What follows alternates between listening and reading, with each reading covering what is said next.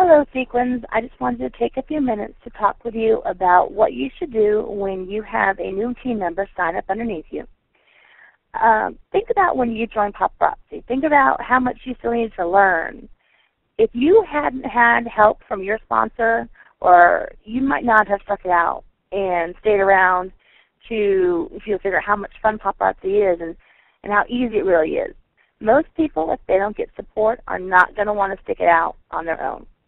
So when you have a team, it is your responsibility to help them succeed. When somebody signs up, it's not the end of the journey. It's just the beginning for both of you. And I know that we have some absolutely awesome, fabulous Facebook groups full of helpful consultants, and that they are so willing to help, but I should not see, or anyone should not see, any new member in one of those groups asking questions like, what is the back office, or how do I place an order, or what does PV mean? These should be coming from you and helping your new team members. My suggestion for you is that you would gather up a packet of information that you would send to each of your new team members. And I've actually already done that for myself, and I have uploaded that to our Facebook team page, and I've titled it New Consultant Welcome Information. It's actually been there since, I believe, November or earlier. In this packet, there are some helpful hints for them to what they should be thinking about while they're waiting for their kit to get to them, because most kits take about a week to get to them. So they have that whole week to go ahead and get started and hit the ground running. So, for example, some of these tips would be, how to start booking parties, thinking about how you're going to display items and how you can make your display. Also thinking about hosting your own open house, or having a few friends over and having a box opening party when they get their new kit in. It also goes over business cards and how to start setting up your Facebook page. All of these things are going to be a wonderful resource for them to go ahead, and when they get their kit in, they can go ahead and get started selling and having parties and getting going with it.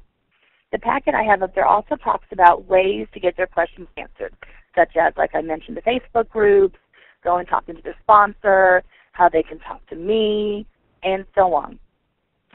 One of the things I really like in the packet is I put a whole section in there about what to bring to a party. And it talks about, from having change to bringing tissue paper and signs. It basically outlines what they're going to need for their entire party.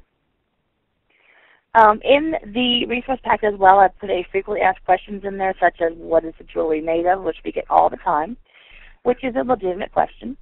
I also put information in there about how taxes are done, how shipping is charged, how to place an order, things like what to do if you get damaged item in, and how do you maintain consultant status, and how you're going to get commissions and profits, and even down to hostess incentives and things like that. So this packet is really a wonderful resource for not just new team members, any team member that's out there. As well as sending this info packet, I would also suggest that you give them some other information, such as maybe a item price cheat sheet, so-called. So it would have, for one item in my area, it's $5.35, and for two items, it would be $10.70. So that way they can quickly look at a party and see, okay, you have three items, this is how much it's going to be. I would also send them maybe a $5 sign they could print off their home computer to get themselves started. Maybe even the file of the logo so they can get their business cards ready to go. Once they have, excuse me, I have also uploaded on the Facebook team page, our team page, files like 100 people list, where you would go through about 100 people and figure out who could you invite to a party, who could be their possible hostess. And this is going to help them start thinking about who's going to host those first parties for them. And there's also a file there for 65 possible places you can leave a business card or flyers so you can start getting their name out there in the community. Now, I normally give them a day or two to look over this information because it's a lot of information. But once they have a chance to read over it, I'll then message them or email them or call them and see if they have questions or maybe need clarification on something they weren't quite sure about. You could also use this contact time to talk about what a party might look like. Some of us like to do the open house party style where we come in, I like to say I set up my stuff and I step back and you shop. Some hostesses are going to want to have party games, and that's completely fine. So start talking them through that, what that might look like. That no party is going to be the same. You know, they're going to have different parties for different hostesses. All the stuff I've talked about so far is up in the document section on our team Facebook page, as well as there's also training calls on most of the stuff that I have recorded and posted up there on the team page as well. Once you get your team members kicked in and they've started partying, it's not over. Your duty as a sponsor is to stay with them, keep in contact with them, let them know how you can get in contact with you. Is it easier for you to take an email, or would you rather them call you, or how would you rather speak to them? It's also a good idea to check in with your teammates from time to time. Most people are probably not going to want a daily contact. Most people want maybe once every week or two, maybe even a month. It just depends on the person.